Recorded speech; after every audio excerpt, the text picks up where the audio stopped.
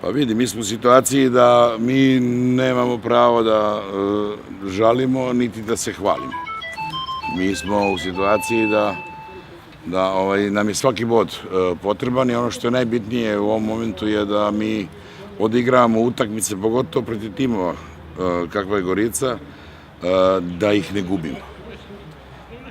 Danas smo odigrali mnogo bolje nego prošlu utakmicu u Kranju.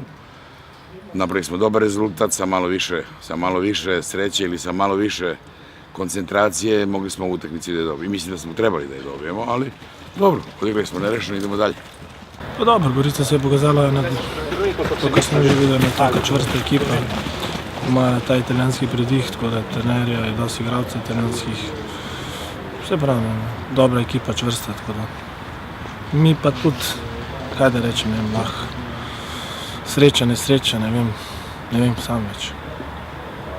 8 minut pred koncem mislim, da je bilo še 2-1, potem pa tisti nesrečen gol. No ja, ne vem, pravim, ne vem kaj, dobivamo res mogoče smešne gole, mislim smešne, pač v nogometu je vedno tako. Imamo okej, moramo, sreda je nova tekma, tako da imamo okej, pozabiti čim prej in do srede na fila baterije in gremo na dober rezultat.